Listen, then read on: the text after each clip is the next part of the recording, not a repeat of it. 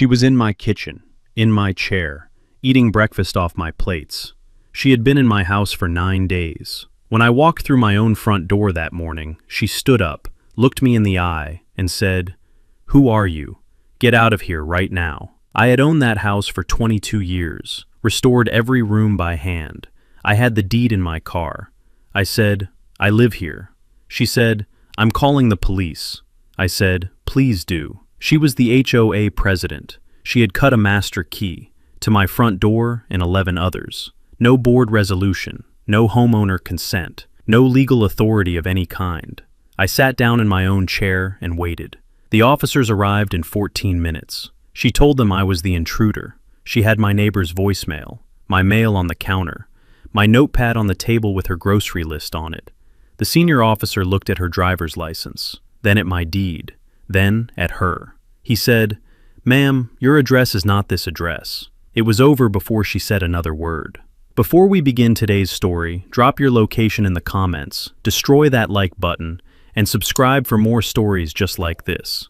Walter Greer had spent 40 years in federal property law before he retired, and in that time, he had read more property descriptions, deed conveyances, easement instruments, and title abstracts than any reasonable person would choose to count.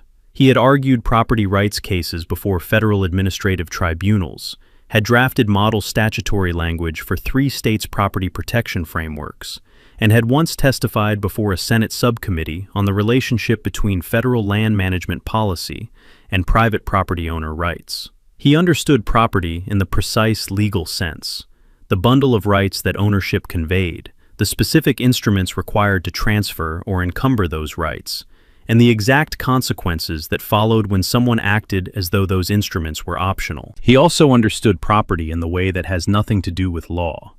He understood it in the way you understand something you have worked on with your hands for 11 years, room by room and season by season, until the thing you started with and the thing you finished with are separated by so much deliberate effort that the finished version is inseparable from the person who made it. The mansion on Ashford Hill had been built in 1887 by a regional railroad financier named Carver Ellison, who had wanted a house that announced, from the road, that its owner had arrived at a permanent station in life. Ellison had hired an architect from Philadelphia and told him to build something that would still be standing when everyone who knew Ellison's name was dead. The architect had taken the instruction literally. 11 rooms across 3 floors, Victorian detailing on every exterior face, a wraparound porch with turned balusters at both the first and second floor levels, a central hall staircase with hand-carved newel posts, and foundation walls of cut limestone that the contractor had sourced from a quarry 40 miles east and hauled to the site by wagon over 6 weeks in the spring of 1886. The house had been standing for 137 years. Carver Ellison had been dead for 112 of them. The architect's name was on the original drawings, which Walter had found in the County Historical Society's archive in 2003 and had framed and hung in the central hall. Walter had bought the property in 2002. He was 50 years old, recently widowed, and had been living in a 2-bedroom condominium in the state capital for the 3 years following his wife Margaret's death from ovarian cancer. He had not been looking for a mansion. He had been driving the county roads one October Saturday in the way that grieving people sometimes drive, without destination, the motion itself being the point, and had seen the Ashford Hill property from the county road below, a Victorian roofline above the tree line, the wraparound porch visible through the autumn-thinned canopy, and a for sale sign at the gravel drive's entrance that looked as though it had been there long enough to qualify as a permanent fixture. He had pulled over and sat in the car for 20 minutes looking at the roofline. The property had been in probate for 4 years following the death of its previous owner, an elderly woman named Ruth Fenwick, who had lived in the house alone for the last 18 years of her life, and had maintained it to the standard of someone who could no longer manage the deferred maintenance that a structure of this age and complexity required. The roof had 3 sections that needed replacement. The wraparound porch's south face had rot at the base of 7 balusters. The limestone foundation was sound. Ellison's architect had built it to outlast everyone, but the interior plaster had cracked in 30 or 40 locations across all 3 floors, and the kitchen and both full bathrooms had not been updated since the 1960s. The electrical system was original knob and tube in the 3rd floor rooms in the attic. The heating system was a converted oil furnace of 1954 vintage. Walter had bought it in November 2002 for $340,000, which the probate attorney had described as a fair price for the property in its current condition, and which Walter had understood was fair in the sense that a property requiring significant restoration work was worth less than the same property restored. He had moved in January 2003 and had begun the restoration in February with a roofer he found through the County Historical Preservation Office, a contractor named Boyd, who specialized in period residential roofing, and who had looked at the 3 failing sections and said he could match the original slate profile with a modern synthetic slate that would last 60 years. Walter had said, "Do it right or don't do it." Boyd had done it right. The restoration had taken 11 years. Walter had not rushed it, partly because he was working full-time through most of the period and could only give weekends and vacation weeks to the house, and partly because he had decided in the first year that rushing was the wrong approach for a structure that had been built slowly and carefully in 1887, and that deserved the same treatment in its restoration. He had worked room by room, the central hall first, then the parlor, then the library, then the dining room, then the kitchen, then the bathrooms, then the second-floor bedrooms, then the third-floor rooms that had been servants' quarters in Ellison's time, and that Walter had converted to a study, a drafting room, and a guest suite. He had hired specialists for the work that required them, a plaster restoration contractor for the cracked interior walls, an electrician who understood historic residential rewiring, a millwork shop that could reproduce period molding profiles when sections needed replacement. He had done the painting himself, every room, because he wanted to. The wraparound porch had taken 3 summers. The rot had been more extensive than the initial inspection had suggested. Once he had pulled the damaged balusters, he had found rot in the sill plate at the south face that required full sill replacement over a 40-foot section. He had done the sill work himself on 3 consecutive vacation weeks in the summer of 2008, working from 5 in the morning until the heat became unreasonable around 2 in the afternoon, and then sitting on the porch's north face in the shade with a glass of water and looking at what he had done. His son Daniel had come up for one of those weeks. Daniel was 24 that summer, working his first job in Portland, and had worked alongside him without complaint, asking questions about the construction techniques and listening carefully to Walter's explanations. Walter had thought, on the last day of that week, that it was the best week he had experienced since Margaret died. He had finished the restoration in 2013. He had marked the completion by sitting in the central hall on a Saturday afternoon in October with the original architect's drawings spread on the floor, and going through every room in sequence against the drawings, noting what had been restored to the original specification and what had been adapted for modern use. The list of adaptations was short: the kitchen appliances and fixtures, the bathroom fixtures, the electrical panel, the heating and cooling system. Everything structural, everything architectural, everything visible from the public face of the house was restored to the 1887 specification, or as close to it as modern materials and techniques permitted. He had folded the drawings carefully, returned them to their frames in the central hall, and poured himself a glass of bourbon from the library cabinet. He had lived in the house for 22 years. It was the place where he understood himself most clearly, not because it was large, or because it was impressive from the road, though it was both, but because every room in it represented a specific period of work and decision and accumulated understanding. He knew the house the way you know something you have repaired.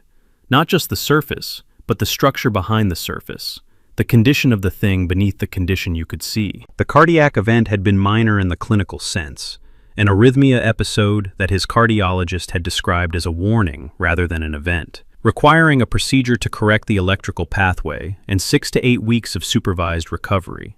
Walter had listened to the medical description and had organized his response to it the same way he organized his response to most things, practically and without drama. He had called Daniel in Portland. Daniel had said, "Come here for the recovery." Walter had agreed. He had prepared the house for a 3-month absence with the systematic attention of a person who had spent 40 years dealing with the consequences of inadequate documentation and insufficient preparation. He had stopped the mail, arranged automatic bill payment for the utilities, confirmed the alarm system's cellular backup was active, and walked every room, noting the condition of everything that might require attention before he returned. He had locked every entry point and tested every lock. He had set the interior temperature hold for 58 degrees, enough to protect the plaster and the millwork, without running the heating system at full operation for 3 months. He had backed the car to the road's edge in the garage and left the garage locked. He had one standing instruction for the departure. Ed Callum, who lived in the Victorian Revival House 2 properties north on the same gravel road, was the nearest neighbor Walter knew well enough to ask for a standing favor. Ed was 63, a retired high school principal, attentive and reliable in the way that people who have spent careers managing institutional environments are attentive and reliable. Walter had given him the emergency contact number, Daniel's cell, and had said, "If anything looks wrong, call me. Not Daniel first, me." Ed had called on day 5. Walter had been in post-procedure recovery, the second full day of the restricted activity period following the corrective procedure, which his cardiologist had scheduled for day 3 of his Portland stay. He had been sleeping more than usual, the anesthesia residue and the body's repair work combining into a fatigue that his cardiologist had said was normal, and that Walter had found in practice more complete than any fatigue he had experienced since Margaret's final months. He had not heard his phone. Ed had left the voicemail at 7:43 in the evening. "Walter, it's Ed. I don't want to alarm you, but there are lights on in the house. The second floor lights, east face. And there's a car in your driveway I don't recognize. Dark blue sedan, newer model. Could be nothing. Call me when you get this." Walter had not retrieved the voicemail until day 8, 3 days after Ed had left it, 3 days during which he had been in the restricted activity period and had been, on Daniel's firm instruction and his cardiologist's firm instruction, away from his phone for significant portions of each day. When he retrieved it, he listened to it twice, looked at the timestamp, and did the arithmetic. Day 5 of his absence, lights on in the house, unrecognized vehicle. He called Ed at 8 a.m. on day 8. Ed confirmed the lights had been on for at least 3 evenings that he had observed. The vehicle had been present each time. He had not approached the property because Walter had said call, not investigate. Walter thanked him and ended the call. He sat in Daniel's guest room for 10 minutes. He thought about the alarm system, which he had set before leaving and which should have triggered on any unauthorized entry, and which had not sent him any alert notification, which meant either the alarm had not been triggered or it had been bypassed. He thought about who had access to the property and who had a reason to be there. He thought about the HOA president, a woman named Karen Mossfield, whose violation notices he had received periodically over the years, and who he had, in the organized way he handled administrative correspondence, responded to with precise 1-paragraph replies, citing the relevant governing document provisions and noting the absence of any violation. He had never met her in person. He packed his bag. He told Daniel he needed to go home for a day and would explain when he knew more. Daniel started to object. The cardiologist had said 6 to 8 weeks, and Walter said he understood and that he would drive carefully and that he was not having symptoms and that this was a property matter that required his presence. Daniel said, "Dad." Walter said, "I'll call when I get there." He drove the 4 hours from Portland without stopping, arriving on Ashford Hill the following morning, Tuesday, day 9 of his absence, the 9th morning that someone else had been in his house. He came up the gravel drive at 7:15. The dark blue sedan was parked in his driveway. He sat in his car for a moment and looked at the house. The second-floor east-face windows were lit from inside. His house, his lights, his windows, and a car in his driveway that was not his car. He got out, walked to the front door, and put his key in the lock. The key worked. It was his house and his lock, and it worked the way it had worked for 22 years. He opened the front door and walked in. What the evidence would later show about Karen Mossfield's 9 days in Walter Greer's house was assembled from 6 sources: the neighborhood social media page's post history with timestamps, the mail forwarding confirmation from the Postal Service showing the request date and the address it had been submitted from, the HOA's master key distribution log that Karen herself had maintained, the statements of 2 board members who had received specific comments from Karen about Walter's expected return, Ed Callum's voicemail timestamp, and his written statement about the vehicle's presence, and the physical inventory Walter had conducted, room by room, on the morning he returned. A document he had produced with the methodical completeness of a man who had spent 40 years understanding that evidence was only as useful as the precision with which it had been gathered. The picture those 6 sources assembled was not the picture of a spontaneous decision.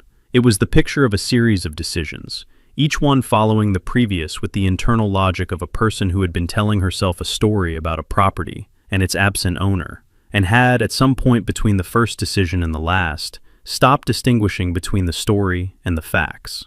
Karen Mossfield had been HOA president of the Ashford Hill Homeowners Association for 6 years.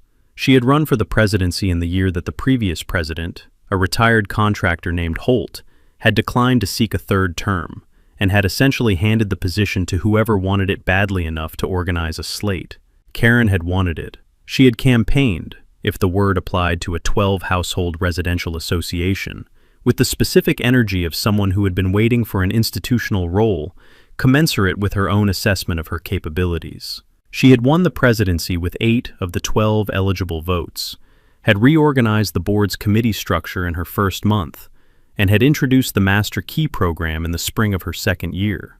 The Master Key program had been presented to the board as an emergency access initiative, a practical response to the reality that Ashford Hill's residents included several elderly homeowners who lived alone and who might, in a medical emergency, be unable to let emergency personnel into their homes.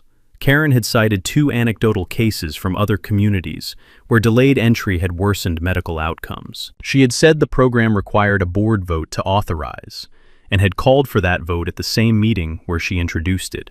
The vote had been 3-2. The 2 dissenting members had asked about homeowner consent and liability, and had been told by Karen that the emergency access justification was legally sufficient. No attorney had been consulted. No homeowner had been formally notified. The Master Key distribution log, a document Karen maintained in the HOA's management files, showed 12 keys cut and distributed to Karen herself as the sole holder, a distribution structure that she had described in the log as centralized emergency access management.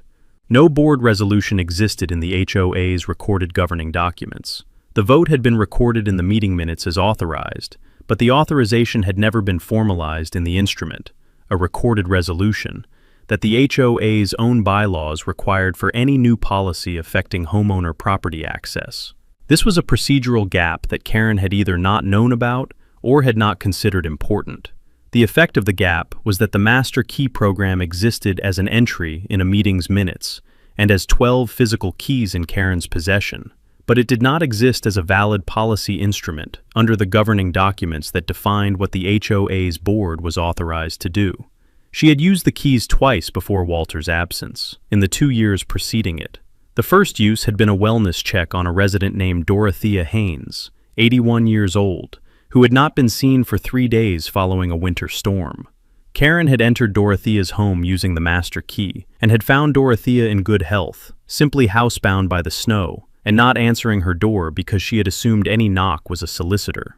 Dorothea had been startled by the entry, but had not objected formally. She had told her daughter about it, and the daughter had called Karen and expressed concern, and Karen had said it was a welfare program for the community's elderly residents. And the daughter had said she wished she had been notified, and Karen had said she would note the preference. She had not changed the program. The second use had been a wellness check on a resident named Gerald Foss, 77, following a neighbor's observation that his car had not moved for 4 days. Karen had entered Gerald's home and found him recovering from a back injury, mobile but uncomfortable, not in distress. Gerald had been less equanimous than Dorothea. He had told Karen directly that he did not consent to entry into his home and that he would like to know by what authority she had entered. Karen had cited the emergency access program. Gerald had said he had not consented to any such program and had asked for documentation of the board authorization. Karen had provided the meeting minutes. Gerald had read them, noted the absence of a recorded resolution, and said he intended to raise the matter at the next board meeting. He had raised it. Karen had tabled the discussion. Gerald Foss lived 4 properties south of Walter's mansion. He had been watching Karen's management of the Master Key question with the specific attention of someone who had been told his objection had been tabled, and who had not forgotten that it had been tabled. Walter's departure had been known to Karen through the mechanism by which most things in a 12-household residential association became known. a combination of visible activity and the social fabric of a small community. She had seen the luggage being loaded into Daniel's vehicle on the morning of the departure. She had seen the house go dark. She had known, from previous HOA correspondence and from the neighborhood's general awareness, that Walter was dealing with a cardiac health matter that had been described in community terms by Daniel in a brief conversation with Ed Callum that Ed had mentioned at the next neighborhood gathering, as requiring a recovery period of several weeks in Portland. She had told the board's vice president, a man named Phil Garrett, within the week of Walter's departure, that Walter was probably not coming back given his age and health situation. She said it in the context of a conversation about the HOA's annual property condition survey. The survey required a notation for any property whose owner was absent for an extended period, and Phil had noted it without comment because it had been offered as a practical observation rather than a significant claim. She had made the same comment to the board's treasurer, a woman named Lois Drummond, in a separate conversation about the HOA's property roster. Lois had also noted it without comment. Neither Phil nor Lois had asked what Karen meant by probably not coming back. Neither had asked whether Walter had communicated any such intention. It was the kind of offhand remark that passed through a small community's informal communication without friction because it arrived in a practical context, and was delivered by the person who managed the community's administrative functions, and who was therefore assumed to know things that other residents didn't. Karen had entered Walter's mansion on day 3 of his absence, at 11 in the morning on a Thursday. She had used the master key at the front door. She had told herself, and this was the story the evidence assembled afterward, the internal justification that her subsequent actions made visible, that she was conducting a wellness check on a property whose elderly owner had departed for a medical procedure, and who had not arranged for anyone to monitor the property's condition during a potentially extended absence. She had told herself that a property of this age and complexity required monitoring. She had told herself that she was the appropriate person to provide it. She had walked through all 11 rooms on that first entry. She had spent 40 minutes in the house. She had looked at the central hall's restored plaster and the architect's drawings framed on the wall and the hand-carved newel post at the staircase's base, and the library's built-in shelving, and the view from the 3rd-floor study across the hillside and the valley below it. She had stood in the master bedroom on the 2nd floor's east face and looked at the room's proportions and the morning light through the east-facing windows and the restored millwork around the window frames. She had locked the front door on her way out and driven home. She had come back the next day, and the day after that. On day 5, the evening Ed Callum had observed the lights and called Walter, she had brought a bag. She told herself it was more practical to stay overnight than to drive back and forth for the monitoring visits. She had used the master bedroom. She had told herself it was the most appropriate room for a caretaker's use, given its size and its 2nd-floor security. By day 7, the bag had become several bags. Her clothing occupied the left side of the master bedroom closet. Walter's clothing hung on the right, undisturbed, which was a detail the physical inventory would later note with the precision it deserved. Her toiletries were arranged on the left half of the master bathroom's vanity. She had not used Walter's toiletries or moved them. She had been, in her own account of events, respectful of the property. She had been treating it, in the story she was telling herself, as a property under her care rather than as a property she was occupying. The mail forwarding request had been submitted on day 6. Karen had gone to the post office and submitted a change of address form, routing her personal mail to Walter's address on Ashford Hill. The Postal Service's processing timestamp would later show the submission date with precision, day 6 of Walter's absence, 2 days after she had first stayed overnight. She had not submitted a temporary forwarding request, which would have carried an end date. She had submitted a standard forwarding request, which remained active until canceled. The Postal Service had processed it in 48 hours.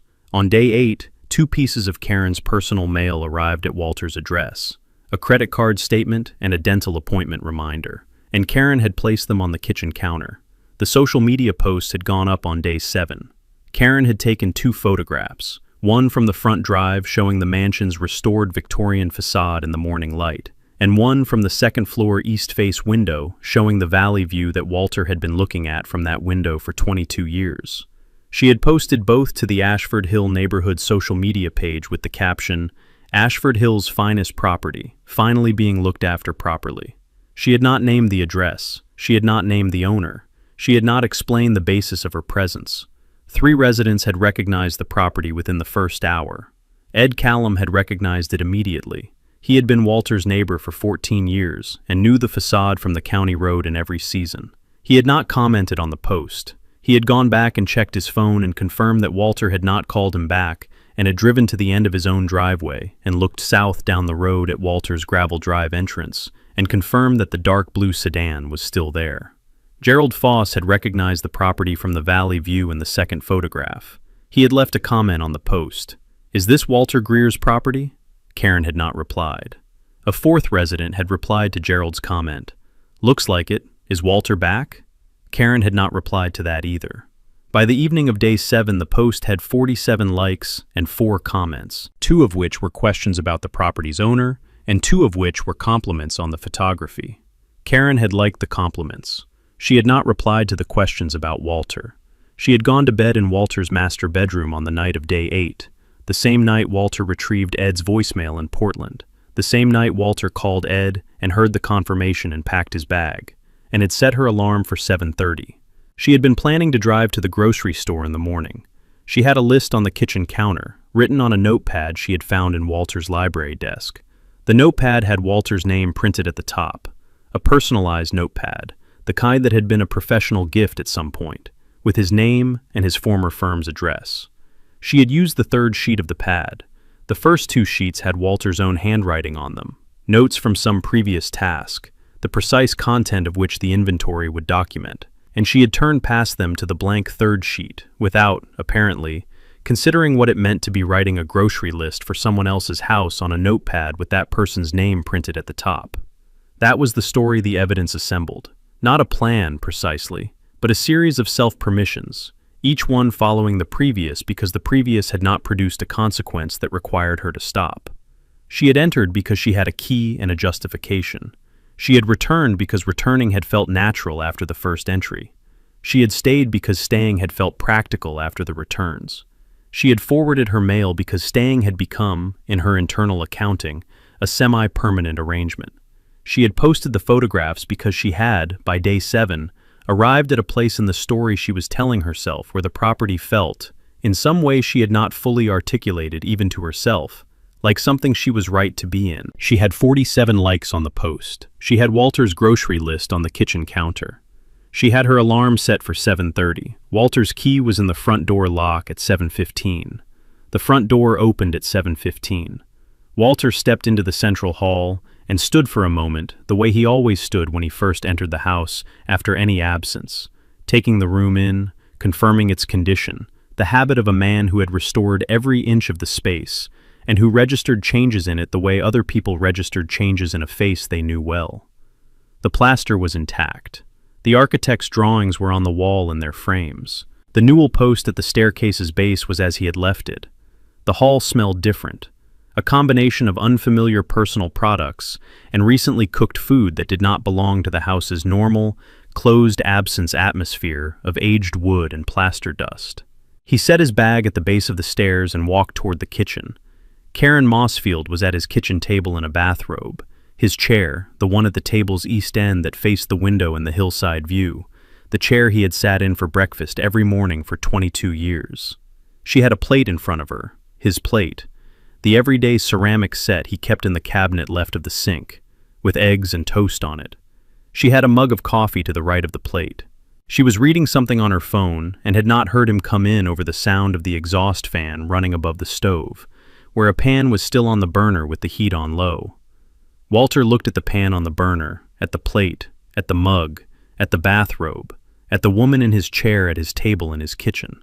He looked at the kitchen counter and saw the mail, 2 envelopes with Karen Mossfield's name on them at a forwarding address that was his address.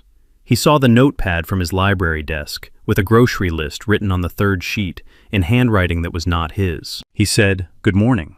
Karen looked up from her phone. She saw a man in the kitchen doorway, older, travel-worn, a bag presumably set somewhere behind him, car keys in his left hand. She did not recognize him. She had seen Walter Greer's name on HOA correspondence for 6 years, and had driven past his property on the Ashford Hill Road for 6 years, and had been living in his house for 9 days, but she had never spoken to him directly, and had never been close enough to him at any neighborhood event to fix his face in her memory with the specificity that recognition required. She saw a stranger in the kitchen doorway, and her response was the response of someone who had, over 9 days, arrived at a place in her own story where her presence in the house felt authorized.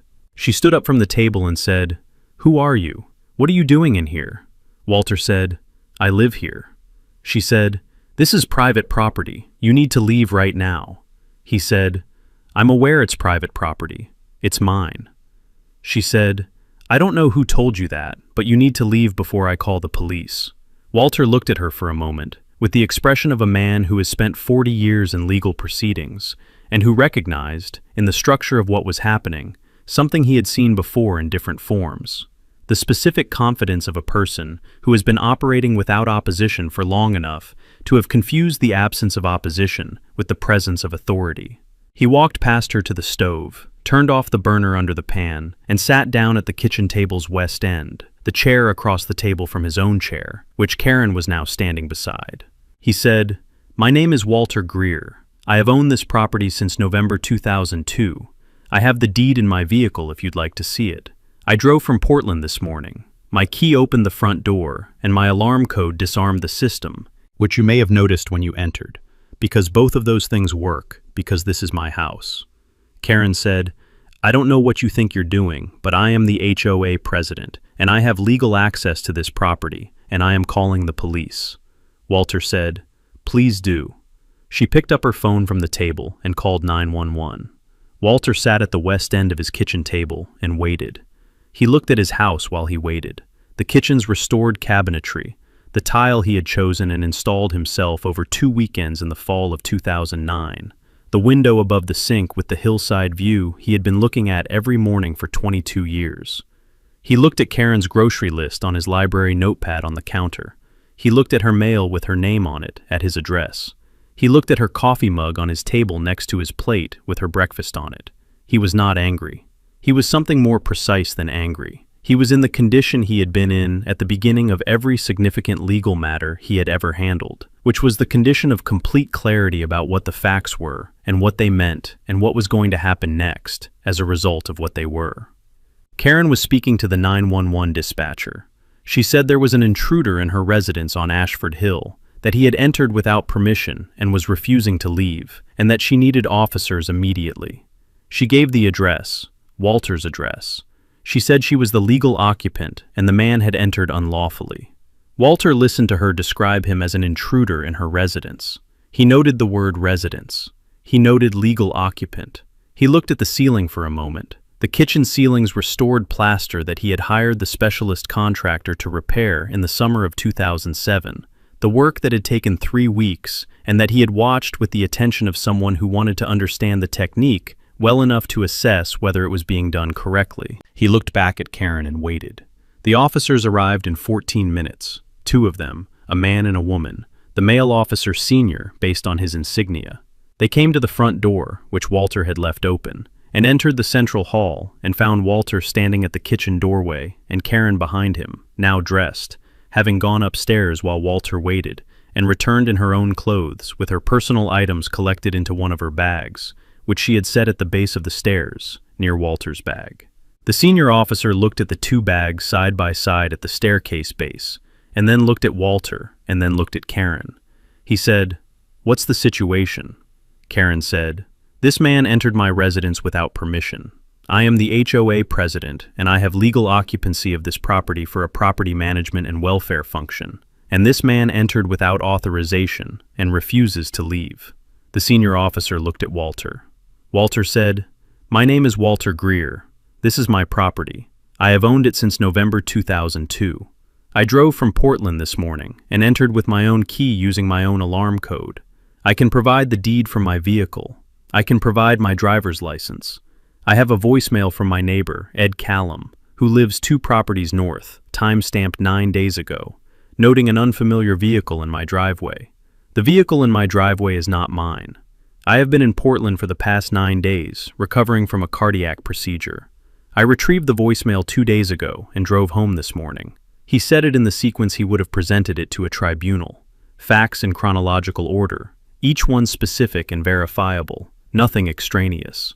The senior officer said, "Do you have identification?" Walter said yes, and walked to the front door and retrieved his document folder from the exterior pocket of his bag. The folder he kept in every bag he traveled with, containing his driver's license, his vehicle registration, his insurance cards, and, because he was a retired property attorney who had spent 40 years understanding that documentation mattered, a photocopy of his deed to the Ashford Hill property. He handed the officer his driver's license and the deed copy. The officer looked at the driver's license. He looked at the deed. He looked at the address on both. He handed them to the second officer and looked at Karen and said, "Can I see your identification?" Karen produced her driver's license.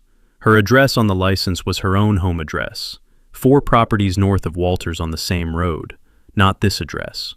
The senior officer looked at her license address and then at the address on Walter's deed and said, "Ma'am, your address is not this address." Karen said, "I am here in an official HOA capacity. The Master Key Program authorizes my presence as part of the association's Emergency Property Access Initiative." The officer said, "Do you have documentation of that authorization?" Karen said, "The board voted to approve the program." The officer said, "Do you have a copy of the board resolution or the homeowner's written consent to the access?" Karen said, "The minutes reflect the vote." The officer said, "Do you have the minutes with you?" She did not have the minutes with her. She had the master key. She had placed it on the kitchen counter when the officers arrived, a physical demonstration of her claimed authority that had instead become the most important single object in the room, sitting on Walter's kitchen counter next to his notepad with her grocery list on it. Walter looked at the master key on his counter. He said to the senior officer, "I did not consent to any master key program, in writing or otherwise. I have never received written notice of any such program from the HOA. I have the HOA's correspondence file for the past 6 years. It contains no notification of a master key program and no request for my consent to property access." The junior officer had stepped to the front door and was on her radio. Walter understood she was running the address. He walked to the kitchen table and sat down. Not at the west end this time, at the east end, his chair, the one facing the window in the hillside. He looked at the view he had been looking at for 22 years. Karen stood in the kitchen doorway. Her bag was at the staircase base. Her mail was on the counter. Her grocery list was on the counter. The master key was on the counter. The junior officer came back inside and handed Walter's license and deed copy back to the senior officer and said something to him at a low register that Walter did not attempt to hear because he did not need to hear it. He knew what the address search returned, and he knew what it meant, and he was content to sit at his kitchen table and let the process complete itself at the pace it needed to complete.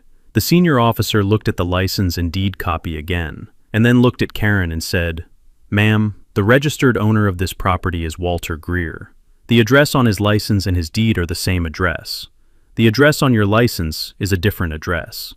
Karen said, "I told you, I am here in an HOA capacity."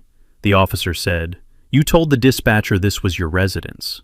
Is this your residence?" A pause. Karen said, "I have been managing this property." The officer said, "Were you asked to manage this property by the owner?" Another pause. Longer. Karen said, "The owner is in Portland." The officer said, "The owner is sitting at the kitchen table." Walter did not turn around. He looked at the hillside through the window. The morning light was coming across the valley the way it always came across the valley at this hour in this season, low and direct, the hillside's tree line casting long shadows across the lower slope. He had watched this light from this chair thousands of times. He watched it now. Behind him, the senior officer asked Karen to step outside. The junior officer stayed in the kitchen doorway. Walter heard Karen's footsteps cross the central hall and the front door open. The junior officer looked at Walter. She said, "Sir, is there anything in the house that belongs to you that you'd like to document before we proceed?" Walter said, "Everything in the house belongs to me, but yes, I'd like to document it." He stood up from the table and picked up his phone and began in the kitchen, a room-by-room inventory, photographed and noted, starting with the counter, the master key, the grocery list on his notepad, the 2 pieces of mail with Karen Mossfield's name at his address. He photographed each item in place before touching it. He had been doing this kind of documentation work for 4 decades. He was unhurried and complete. The junior officer watched him work and said nothing. There was nothing to say. The man was documenting his own house, item by item, with the systematic thoroughness of someone who understood exactly what the documentation was for and exactly where it was going to end up. Outside, the senior officer was on the phone with the watch commander. The hillside light moved across the valley the way it always did. The junior officer had run the address from the front door, while the senior officer held the room. The return came back clean and unambiguous in the way that 22 years of uncontested ownership returned. Walter Greer, the full legal name, the parcel number matching the deed copy Walter had handed over. No liens recorded, no encumbrances, no disputes in the county's property record, no pending legal action of any kind against the title. The ownership chain from the 2002 purchase was intact and unclouded. The property was Walter's in the complete sense, not subject to any claim, not encumbered by any instrument, not shared with any party. His name was the only name on the record. The senior officer had the deed copy in one hand and the address return on his radio in the other, and both said the same thing. He looked at Karen. He said, "The county's property record shows Walter Greer as the sole registered owner of this parcel. 22 years of continuous ownership, no recorded easements, no liens, no encumbrances of any kind. Can you explain your basis for being in this property?" Karen had been standing near the front door since the senior officer had asked her to step out of the kitchen. She had her bag, one of the bags she had carried down from the master bedroom before the officers arrived, set on the porch's top step behind her. She had the look of someone whose internal story was undergoing rapid revision, the specific expression of a person who has been operating with complete confidence in a framework that is now being examined by people with the authority to determine whether the framework is real. She said, "I am the HOA president of the Ashford Hill Homeowners Association.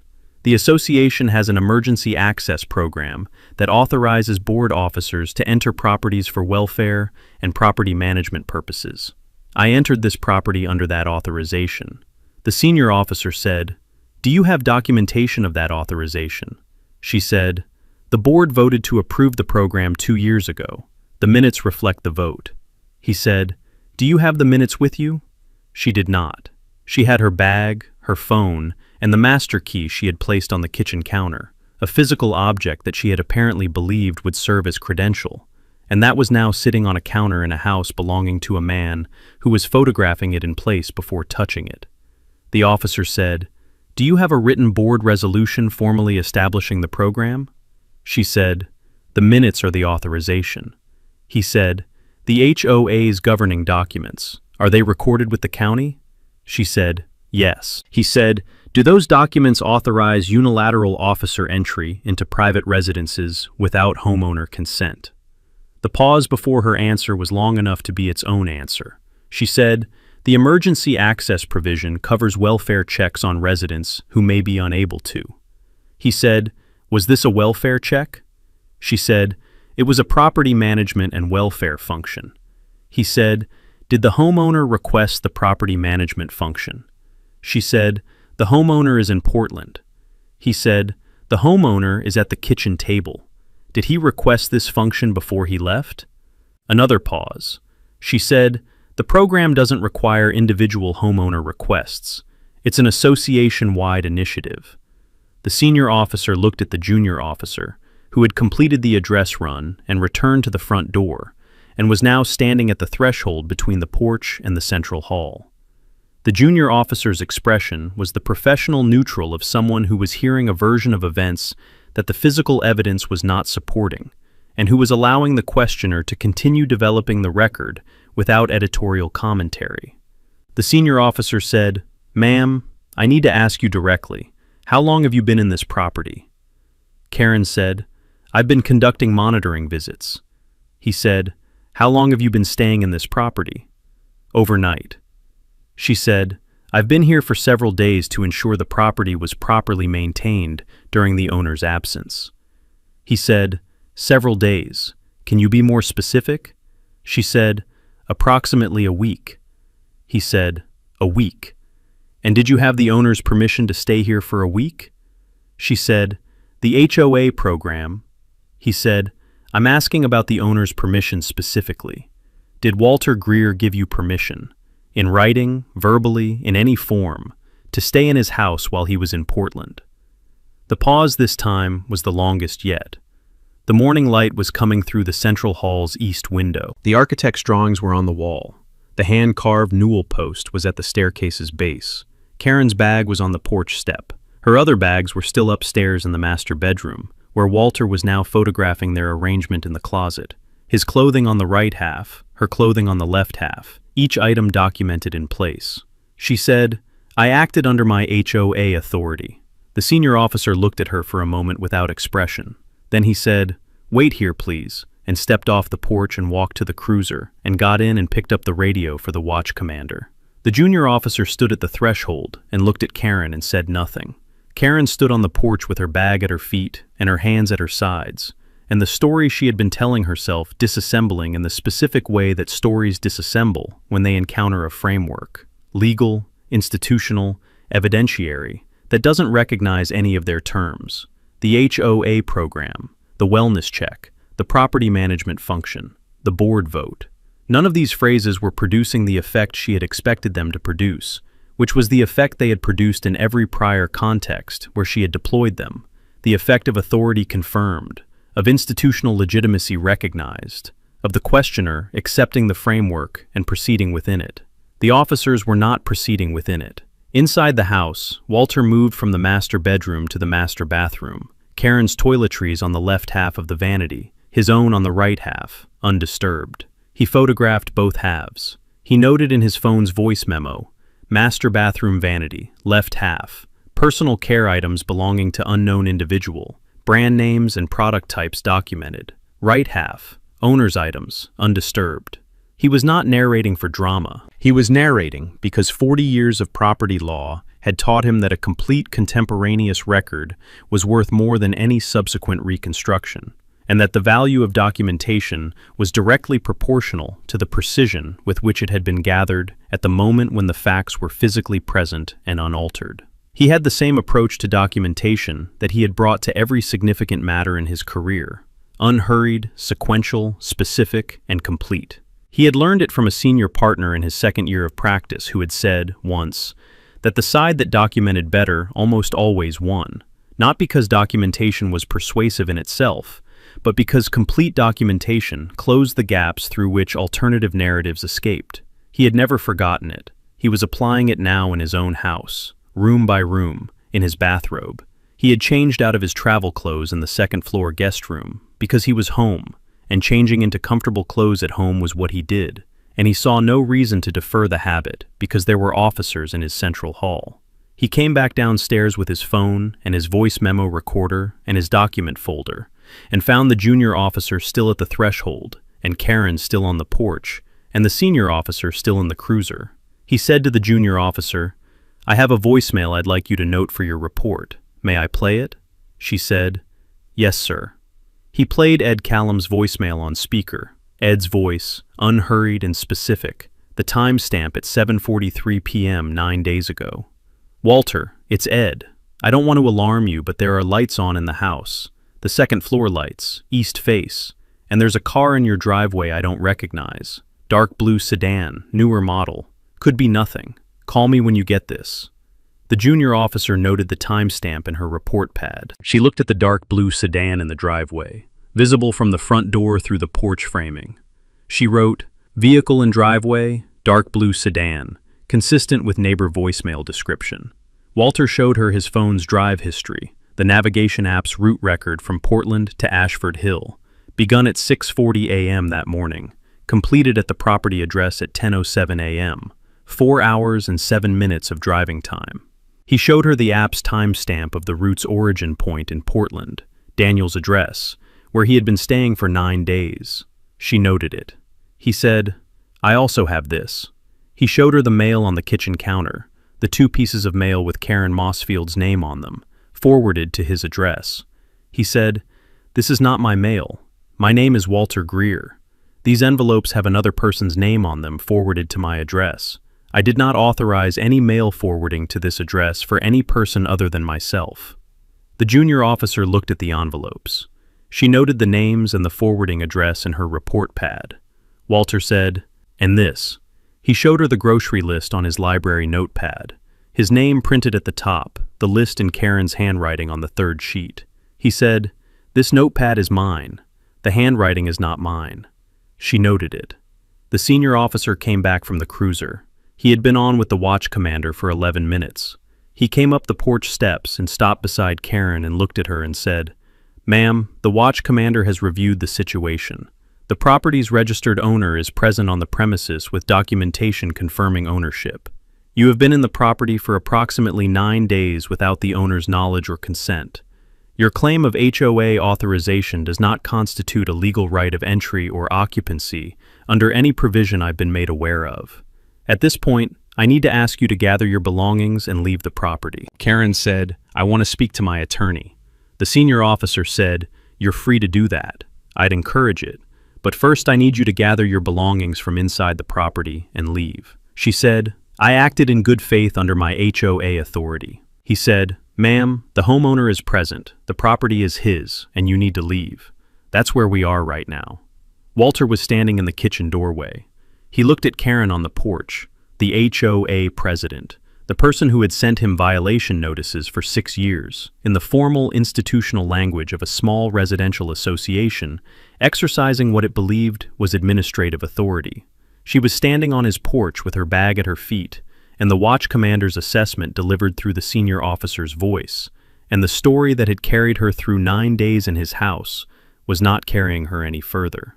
He said to the senior officer, "She has personal items in the master bedroom and the master bathroom on the second floor. I've documented their location and condition. I'd like an officer present while she collects them." The senior officer said, "Yes, sir." The junior officer went upstairs with Karen. Walter stood in the kitchen and listened to the footsteps on the stairs. His stairs. The staircase he had restored to the 1887 specification. The newel post he had refinished by hand over a weekend in 2006. He listened to the footsteps cross the second floor to the master bedroom. He looked at his kitchen, his table, his chair at the east end, the window with the hillside view. He poured himself a cup of coffee from the pot Karen had made and sat down in his chair and drank it while he waited. The coffee was fine. She had bought decent coffee. He would note that in no document and to no one, but it was true, and he registered it with the same precision he registered everything else. Outside, the senior officer was on his radio again, completing the watch commander debrief and beginning the formal incident report that would carry this morning's facts. The address return, the deed, the voicemail timestamp, the mail forwarding, the grocery list on the personalized notepad, the 9 days, into the official record where they would sit permanently, available to Diane Rourke when she needed them, which would be soon. Walter called Diane Rourke at 8:43 a.m. from the kitchen table, the coffee in front of him, the sound of Karen and the junior officer moving through the master bedroom overhead, tracked in the ceiling as a pattern of footsteps he followed without effort. The master bedroom's east-to-west axis, the closet, the bathroom, back to the bedroom, the particular sound of a person collecting belongings under observation, which was a sound with a different rhythm than the sound of a person collecting belongings alone. Diane picked up on the second ring. She was 61, a former federal land use counsel who had moved to private property law practice 18 years ago, and whose professional background overlapped with Walter's at enough points that they had maintained a working relationship after his retirement. She occasionally consulted him on complex title questions, and he occasionally called her when a property matter required active legal representation rather than his own analysis. This was the second kind of call. He gave her the situation in 4 minutes. He said, "I returned to my property this morning to find the HOA president in occupancy. She has been here approximately 9 days. She entered using a key she claims is part of a master key program the HOA board authorized. She has clothing in the master bedroom, toiletries in the master bathroom, forwarded mail on the kitchen counter, and a grocery list written on my personal notepad. 2 officers are present. She is currently collecting her belongings under officer supervision. I need you to pull the HOA's governing documents and tell me what the master key program's recorded authorization looks like." Diane said, "Give me the association's name and the county." He gave her both. She said, "I'll call you back within the hour. Don't let her leave until you have everything documented." He said, "She's leaving under officer escort. The documentation is complete." She said, "Good, I'll call you." He ended the call and looked at the kitchen counter. The master key was still on the counter. Karen had not taken it when she went upstairs, either because she had forgotten it in the movement of the moment, or because she had understood, at some level, that taking it in front of the officers would be a visible act, with implications she preferred not to make visible. Walter photographed it again from a closer distance, the key's profile and the HOA's small tag attached to its bow, showing the association's name and the key's designation, Master, printed on the tag in capital letters. The word chosen by Karen when she had the tags made, and that now sat on his kitchen counter with the complete unambiguity of a physical object that meant exactly what it said. He walked to the base of the stairs and called up, "Officer, when you come down, I'd like to walk you through the rest of the house before she leaves." The junior officer said, "Yes, sir, 2 minutes." He went back to the kitchen and waited. He heard the footsteps complete their circuit of the master bedroom and move to the hallway and start down the stairs. Karen came first, 2 bags in her hands, a third bag strap over her shoulder. The junior officer came behind her, empty-handed, her report pad open. They came into the central hall and stopped. Walter said to Karen, "I'd like you to remain in the central hall while I show the officer the rest of the property. It will take 15 minutes. Karen said nothing. She set her bags at the foot of the stairs, next to Walter's bag, and stood in the central hall with the expression of a person who had run out of institutional language and was standing in the gap where it used to be. Walter walked the junior officer through the house in the sequence he had photographed it earlier, using the photographs as the baseline and showing her the physical conditions they documented. He started in the master bedroom, the closet, where Karen's clothing had occupied the left half, and which was now empty on that side, Walter's clothing hanging on the right half, undisturbed in the condition it had been in when he left 9 days ago. He showed the officer the photographs on his phone, the before, with Karen's clothing present, the after, now that she had removed it. He asked the officer to note the comparison in her report. The master bathroom. Karen's toiletries had occupied the left half of the vanity. They were gone now. She had collected them. Walter showed the officer the before photographs. The officer noted them. Walter opened the cabinet under the left sink and showed her a single item Karen had missed in the collection, a small, travel-size bottle of something that had rolled to the cabinet's back wall. He pointed to it and said, "That belongs to her, not me. I'd like that noted as a found item not present in the property before my departure." The officer photographed it and noted it. He walked her through the second-floor guest bedroom, undisturbed the way he had left it, and the third-floor study and the drafting room, both undisturbed. He walked her back downstairs to the library, where he showed her the notepad on his desk. The first 2 sheets with his own notes, the third sheet gone. Karen had taken it when she collected her belongings, the grocery list removed from the pad. He showed the officer that the third sheet was missing, tore carefully from the perforation point, and noted it. He said, "She wrote a grocery list on that sheet and has taken it. I photographed it in place before she removed it." He showed the photograph. The officer looked at the photograph.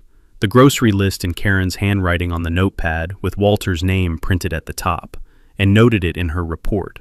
He walked her to the kitchen last. He showed her the counter, the master key, the 2 pieces of forwarded mail. He picked up the mail, not opening it, holding it by the edges, and showed the officer the postmarks. The first envelope was postmarked 6 days ago, the delivery date consistent with the Postal Service's standard 2-day forwarding processing for a forwarding request submitted on day 6 of Walter's absence. The second envelope was postmarked 4 days ago. Walter said, "This second piece of mail was postmarked 4 days ago. The forwarding request would have been active for it to arrive here. She submitted the forwarding request expecting to still be here 4 days ago, and still be here when this arrived. She was planning to stay beyond 9 days. The officer looked at the postmark. She noted it. He walked her to the refrigerator and opened it. Karen had bought groceries, a modest supply, the kind of inventory a person established for a stay of indeterminate length, rather than the kind associated with a brief monitoring visit. Eggs, butter, a block of cheese, a carton of orange juice, salad ingredients in the crisper, a container of yogurt, condiments. None of it was Walter's. He had cleared the refrigerator before leaving, as he always did for an absence of more than a week, and the refrigerator had been empty when he locked the house 9 days ago. He photographed the interior. He said, "I emptied this refrigerator before I left, Everything in it now is hers. I'd like that in your report." The officer noted it. He closed the refrigerator and looked at the counter one more time. The master key, the mail. He said, "I'd like to keep the master key as evidence." The officer said, "We'll take custody of it for the report. You'll get a receipt." He said, "That's fine." He looked at the key on the counter for a moment, the physical instrument of everything that had happened in his house for 9 days. A cut piece of metal with a tag that said, "Master." Karen had ordered it made, had the tag printed, had distributed it to herself as the sole holder of a program she had instituted without a recorded board resolution, without homeowner consent, and without the legal authority that the HOA's own governing documents would have required her to obtain if she had bothered to read them carefully enough to understand what they required. Diane called at 9:51. Walter was in the kitchen. Karen was in the central hall. The senior officer was on the porch, completing the incident report. The junior officer was at the kitchen doorway. Diane said, "I've pulled the Ashford Hill HOA's complete recorded governing documents from the county's public filing system. Declaration, bylaws, all recorded amendments, all recorded board resolutions. I've reviewed everything." He said, "And?" She said, "There is no recorded board resolution establishing a master key program, or any emergency access program of any kind. There is no amendment to the bylaws authorizing officer entry into homeowner properties. There is no provision in the declaration permitting the board or any board officer to enter a homeowner's property without the homeowner's written consent, except in the case of a declared emergency affecting the community's common areas, and that provision specifically excludes private dwelling interiors." He said, "The meeting minutes reflect a board vote." She said, "Meeting minutes are not a recorded resolution. The HOA's bylaws require a formal recorded resolution for any new policy affecting homeowner property rights. A vote noted in minutes that was never formalized into a recorded resolution is an incomplete action. It authorized the board to create the policy, but the policy was never created in the form the governing documents required. The Master Key Program, as Karen implemented it, is not a valid HOA policy. It is an informal initiative she implemented on her own authority." Walter said, "So when she distributed keys to herself," Diane said, "she was a private individual, cutting keys to other people's homes without authorization. That is the accurate description of what she did." He said, "How many properties?" Diane said, "The governing documents cover all 12 properties in the association. If she followed the program as she described it, master keys for each unit, she has keys to 11 other people's homes besides yours." Walter said, "I want that in the filing." She said, "It's going in. I'm filing the criminal trespass complaint this afternoon. 9 days of unlawful occupancy, the mail forwarding, the social media posts. I'm filing the civil action for unlawful entry, conversion of property use, and the Master Key Program's unauthorized operation. I'm also filing a formal complaint with the county's HOA regulatory office regarding the key distribution to the other 11 properties." He said, "The other residents need to know." She said, "They will. The regulatory complaint is public. I'll make sure Ed Callum knows today so he can inform the neighborhood informally before the formal notice goes out." He said, "One more thing. She told 2 board members I was probably not coming back." Diane was quiet for a moment. Then she said, "That goes in the civil filing. It speaks to intent. She wasn't conducting a wellness check on a resident expected to return. She was occupying a property she expected to become vacant." He said, "That's what the mail forwarding says too." She said, "I know. I'll talk to you this afternoon." He ended the call and put his phone on the kitchen table and looked through the doorway at Karen in the central hall. She was standing with her bags at her feet and the senior officer's pen moving across his report pad on the porch, and the junior officer's neutral professional expression at the kitchen doorway. And she had been in this house for 9 days, telling herself a story whose terms, the program, the wellness check, the board vote, the HOA authority, had not survived contact with the governing documents, the property record, the watch commander, and Diane Rourke's 1-hour review of the county's public filing system. Walter looked at her for a moment. He said, "Ms. Mossfield." She looked at him. He said, "My attorney has reviewed the HOA's recorded governing documents. There is no recorded resolution establishing a master key program. The program you've been operating is not a valid HOA policy. The keys you have cut for the other 11 properties in this association are unauthorized. My attorney is filing a complaint with the county's HOA regulatory office this afternoon. The other residents will be notified." Karen said nothing. She looked at him with the expression he had seen many times in 40 years of legal proceedings, the expression of a person who had just understood, fully and without remaining ambiguity, that the story they had been telling was not going to hold. He said, "I'd like my key back." She looked at the kitchen counter. The master key was there. The junior officer had not yet taken custody. Karen looked at it, and then looked at Walter, and then looked at the junior officer, and said nothing. The junior officer stepped to the counter and picked up the master key and placed it in an evidence envelope and wrote on the envelope and initialed it and said to Walter, "You'll get a receipt."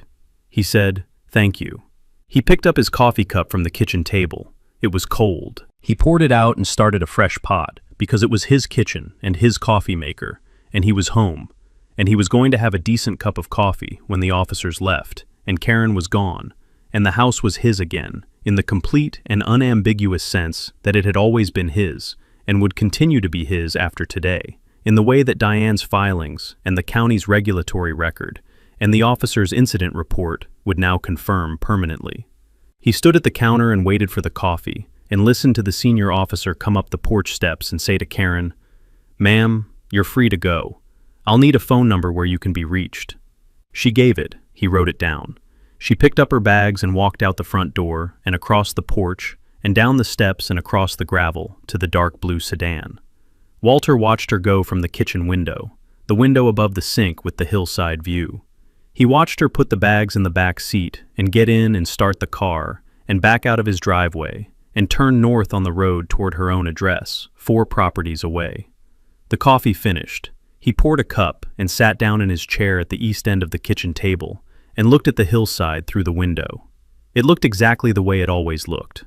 Walter found the posts at 10:20, sitting at the kitchen table with his second cup of coffee and his phone, working through the documentation sequence he had established before the officers left.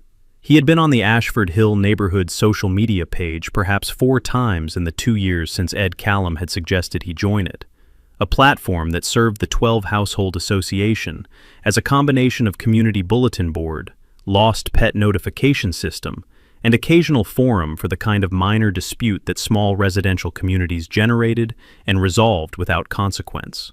He had never posted anything. He checked it now because Diane had asked him, before ending the morning call, to look for any public statements Karen might have made about the property during his absence. He found them immediately. They were the page's second most engaged posts in the past 2 weeks, 47 likes between them, 4 comments, the photographs clear and well composed, in the way that a person with a good phone and a genuine appreciation for the subject matter produced without effort. The first photograph was his house from the front drive. The Victorian facade and morning light, the wraparound porch, the restored balusters, the limestone foundation visible at the base, the roofline against the hill behind it.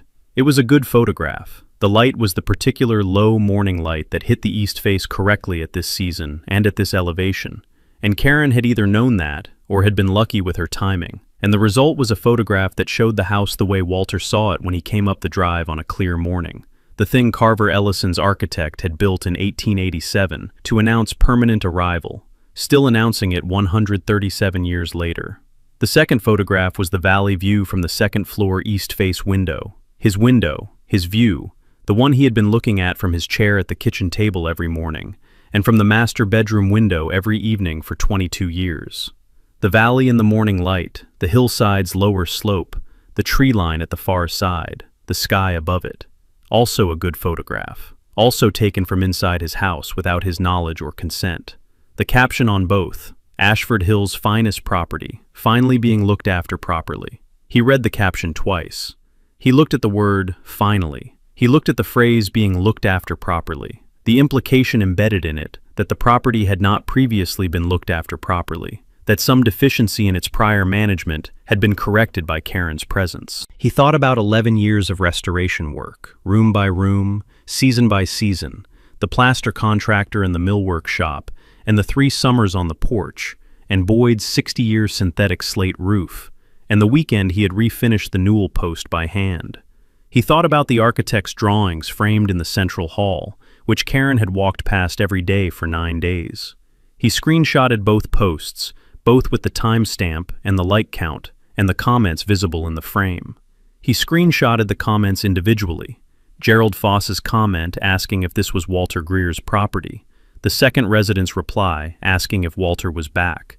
The third resident's comment noting the valley view looked like the Greer place. No reply from Karen to any of them. He screenshotted the absence of Karen's reply as a scroll of the comment thread showing the questions unanswered. He sent all of it to Diane at 10:31 with a message. Social media posts, 2 photographs of the property taken from inside and outside during my absence. Caption implies prior management deficiency. 3 residents asked publicly if I was aware. No reply from her. Timestamps consistent with day 7 of her occupancy. Diane replied in 6 minutes. Perfect. Goes in the civil filing under public misrepresentation of occupancy status. The caption language is useful. It implies a claim of legitimate presence to a public audience. I'll call you at 2. Walter put his phone down and looked at the posts one more time before closing the app. 47 likes. 12 households in the association, meaning some of the likes had come from outside the association's membership. The page was accessible to anyone in the county's neighborhood network. 47 people had liked photographs of his house, taken without his knowledge, by a person who had been sleeping in his master bedroom for 9 days. He noted the number and closed the app. He called Ed Callum at 10:45. Ed picked up immediately and said, "Walter, I was hoping you'd call. I drove past this morning and saw the cruiser in your driveway." Walter said, "I'm home. There was a situation. I need to tell you what happened, and I need to ask you for something." He gave Ed the summary in 8 minutes, the same summary he had given Diane, compressed to the facts Ed needed to understand the situation, and the facts Ed needed to provide in his written statement. Ed listened without interrupting, which was characteristic of him, and when Walter finished, there was a brief silence, and then Ed said, "Good Lord, Walter."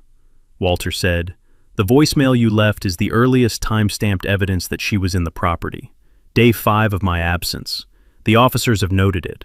Diane will need a written statement from you confirming what you observed, the lights, the vehicle, the dates of observation, your attempt to reach me, and the voicemail you left." Ed said, "I can do that this afternoon. I'll write it out and bring it over." Walter said, "Diane can take it directly if you prefer. I'll give you her number." Ed said, "I'll bring it to you first, and you can send it to her. I want to see the house is all right." Walter said, "The house is fine. Come at 3. Ed came at 3 with 2 pages of handwritten statement, the precise, clear handwriting of a man who had spent 30 years writing on boards and in grade books, and who understood that legibility was a courtesy to the reader. He had documented what he had observed from his own property. The lights on the mansion's second-floor east face visible from his driveway on the evenings of days 5, 6, 7, and 8 of Walter's absence. The dark blue sedan in the driveway on each of those evenings, and on the morning of day 6 when he had driven past on his way to the county road.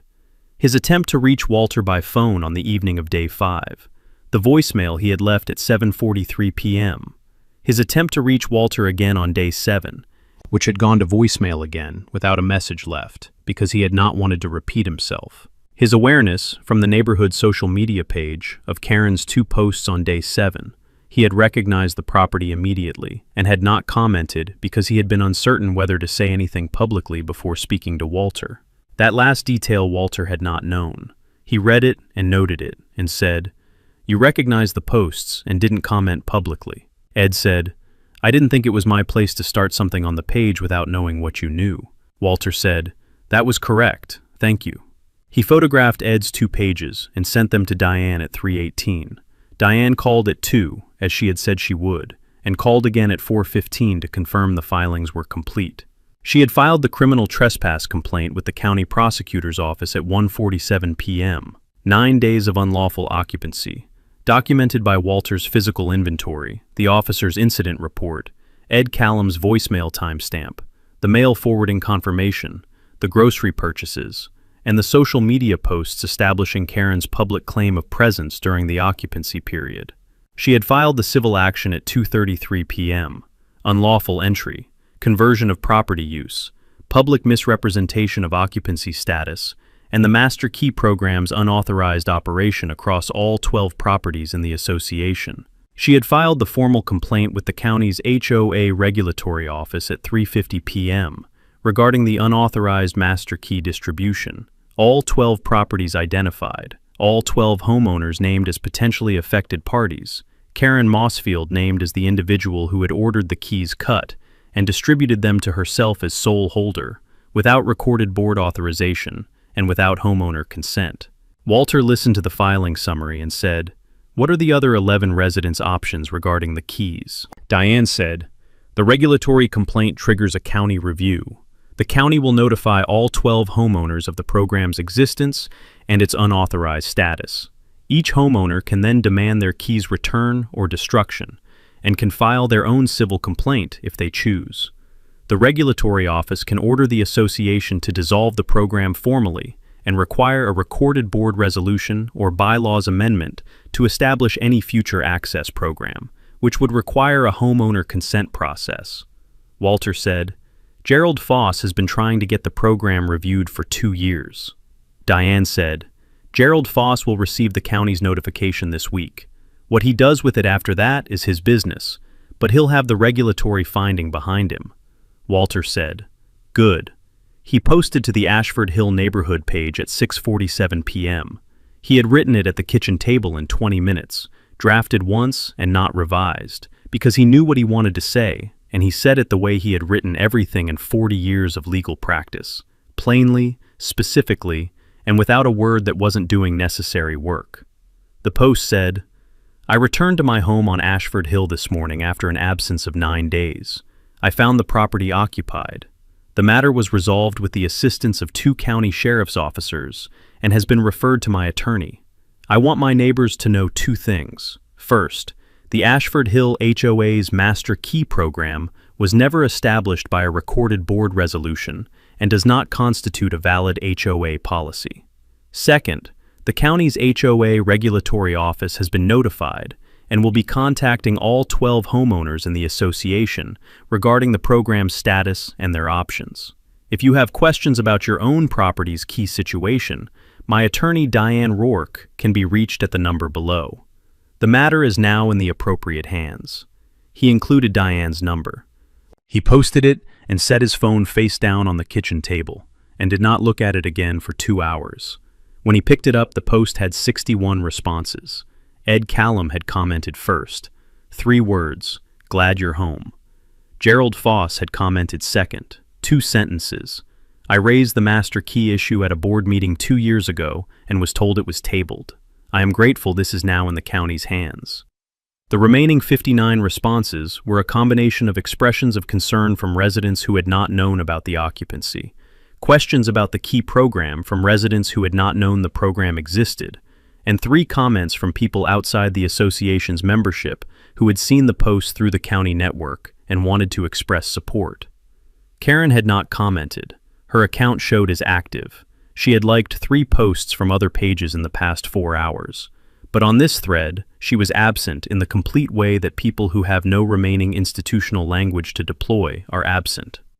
Walter read Ed's 3 words, "Glad you're home," and thought about the voicemail Ed had left 9 days ago. The careful, unhurried voice, noting the lights and the unfamiliar vehicle, and saying, "Could be nothing, call me when you get this."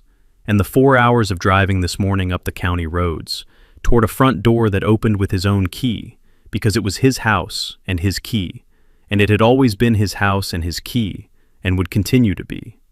He put the phone down and went to the library, and stood for a moment looking at the notepad on his desk, the first 2 sheets with his own notes, the 3rd sheet gone where Karen had torn it out. He opened the notepad's cover. His name was printed there, the way it had been printed there since the notepad was made, the way it would continue to be printed there. He put the notepad back on the desk and went to bed. The emergency board meeting was called for Wednesday evening, 3 days after Walter's post, 2 days after the county's HOA regulatory office had sent its formal notification to all 12 Ashford Hill homeowners, advising them of the Master Key Program's unauthorized status and their options regarding key return and civil remedy. Phil Garrett had called the meeting, not Karen. Karen had not communicated with the board since Tuesday morning, when she had driven north on the road from Walter's property with her bags in the back seat and her phone going unanswered. Phil had called it because the regulatory notification had arrived at his address Wednesday morning, and he had read it and called Lois Drummond, and they had agreed that the board needed to act before the county acted for them. Karen resigned by email at 4:15 p.m., 45 minutes before the meeting was scheduled to begin. The email was addressed to the full board, Phil, Lois, and the 2 remaining members, and was 3 sentences. She was resigning the presidency effective immediately. She wished the community well in its future governance, and she believed her service to the association had been conducted in good faith throughout her tenure. She did not mention Walter. She did not mention the Master Key program. She did not mention the 9 days. Phil called Walter at 4:30 and read him the resignation. Walter said, "The meeting should still happen. The program needs to be formally dissolved by recorded resolution regardless of who holds the presidency." Phil said he agreed and said the board would proceed with the agenda as written. The meeting lasted 40 minutes. Phil had prepared a 3-item agenda: acceptance of Karen's resignation, formal dissolution of the Master Key program, and adoption of a new recorded resolution governing any future HOA access to homeowner properties. All 4 remaining board members were present. The vote on each item was unanimous, including Phil and Lois, who had received Karen's "probably not coming back" comment in separate conversations, and who had, in the 3 days since Walter's post, arrived at a full understanding of what that comment had meant and what it said about the 9 days that had followed it. Neither of them had been asked to do anything that Tuesday morning. Neither of them had known Karen was in Walter's house, but both of them had heard the comment and had noted it and had not asked the question the comment required. And that omission, minor as it had seemed at the time, sat differently now that the comment's context was fully visible. They voted yes on all 3 items without discussion that required recording. The Master Key program's formal dissolution was documented in a recorded board resolution filed with the county the following Friday. Phil had engaged the HOA's general counsel to draft it, a straightforward instrument that declared the 2019 Master Key Initiative void ab initio for failure to comply with the governing document's recorded resolution requirement, ordered all keys cut under the program returned to the board's custody within 14 days for destruction, and required that destruction be documented and certified. 11 keys were returned within the 14-day period. The 12th, Walter's, which the county sheriff's office had taken into evidence custody, was returned to Walter directly after the criminal proceedings concluded, at which point Walter took it to a locksmith and had it destroyed in front of the locksmith and kept the locksmith's written certification of destruction in his document folder. The new access resolution was filed concurrently. It prohibited any HOA officer, employee, or contractor from entering any homeowner's private dwelling without written consent from the dwelling's owner obtained specifically for the entry occasion, with the consent document retained in the HOA's records. The only exception was a county-declared emergency affecting the development's physical infrastructure, and even that exception required the county emergency manager's written authorization before any entry, not the HOA board's unilateral determination. Gerald Foss had submitted written comments to Phil during the drafting period, 2 pages, specific and detailed, citing the governing document's existing provisions and the county's HOA regulatory standards. Phil had incorporated both pages into the drafting instructions he gave the general counsel. The resulting resolution was, as Gerald noted when he read the filed version, exactly what it should have been in 2019 when Karen had first proposed the program. Gerald did not file his own civil complaint. He called Diane Rourke, reviewed his options, and decided that the regulatory finding, the program's formal dissolution, and the new recorded resolution achieved what he had been trying to achieve at the board meeting 2 years ago, and that adding a civil action to an already resolved situation was a use of his time and energy he preferred not to make. He did write a letter to the county's HOA regulatory office, thanking them for their handling of the complaint and noting that his 2022 board meeting objection to the program had been tabled without resolution. The regulatory office added the letter to the complaint file. The criminal trespass charge moved through the county prosecutor's office over the following 6 weeks. The prosecutor reviewed the complaint, the officer's incident report, Walter's physical inventory documentation, the mail forwarding confirmation, the social media posts, and Ed Callum's written statement, and offered Karen a deferred prosecution agreement, 18 months of compliance with program conditions, 120 hours of community service, full restitution to Walter as determined by the civil settlement, no contact with Walter or his property, and no HOA board participation of any kind during the deferral period. Successful completion would result in the charge's dismissal without a conviction record. Non-compliance would result in the charge proceeding. Karen accepted the agreement through her attorney, without a counter-proposal. The civil settlement was negotiated by Diane over 3 weeks. The other side, represented by a property defense attorney, Karen had retained the day after she left Walter's property. The settlement covered 4 items. The first was a professional property assessment. Walter had engaged an assessor to document the property's condition against his pre-departure documentation, confirming that no structural or aesthetic damage had been caused during the 9-day occupancy. The assessment found no damage beyond normal use wear on the kitchen surfaces and the master bathroom fixtures, which Karen had used for 9 days, and which Walter had cleaned and the assessor had cleared. The assessment cost was paid by Karen. The second was replacement cost for the groceries Karen had consumed from Walter's supplies. Walter had left a small quantity of dry goods and pantry staples that Karen had used during her stay, documented in the inventory.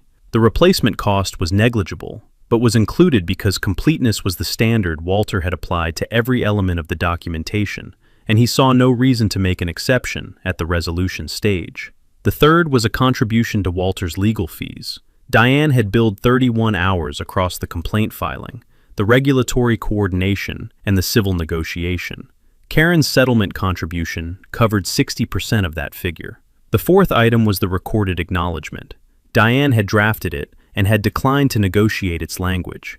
It was filed with the county under both Karen Mossfield's name and the Ashford Hill property's parcel number, and stated in 2 sentences that Karen Mossfield had entered and occupied the property at Walter Greer's Ashford Hill address between the dates specified, without legal authorization, without the owner's consent, and without any valid HOA policy instrument authorizing the entry or occupancy, and that Karen Mossfield acknowledged she had held no legal right to enter, occupy, represent ownership of, or exercise any control over the property at any time during or prior to the specified period.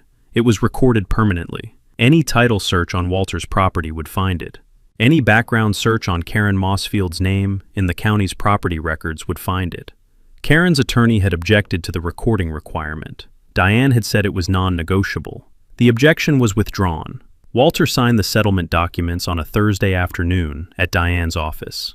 He read every page, which took 40 minutes, and which Diane's paralegal had seen clients decline to do in 30 seconds, and which Walter had no intention of abbreviating, because he had spent 40 years understanding that the documents you signed were the documents that defined your situation afterward, and that reading them completely before signing them was not optional. He had 2 minor language clarifications, both of which Diane made on the spot. He signed. He drove home and changed his alarm code, a new 8-digit sequence he generated from a method he had used for access codes since his federal practice years, a method that produced codes that were not dates or addresses or any other category of information that a person with knowledge of your life could guess. He tested the new code 3 times. He noted it in the document folder in his vehicle and in the fireproof document case in the library, the case he had installed in 2004, and that held the deed, the title insurance policy, the property survey, and every significant document relating to the house's ownership and condition. He called Ed Callum that evening. Ed picked up on the second ring, the way he always did. Walter said, "I want to thank you properly. The voicemail you left was the earliest documentation of her presence. It established the timeline in a way that closed the gap she might otherwise have used. If you hadn't called and left the message with the timestamp, the 9-day duration would have been her word against mine."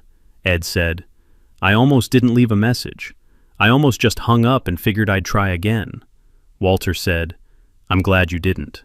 Ed said, "Is it over?" Walter said, "It's recorded, which is better than over." Ed laughed, the short, dry laugh of a man who had spent 30 years managing the distinction between situations that were finished and situations that were documented, and who understood that the documented version was more durable. He said, "When are you going back to Portland?"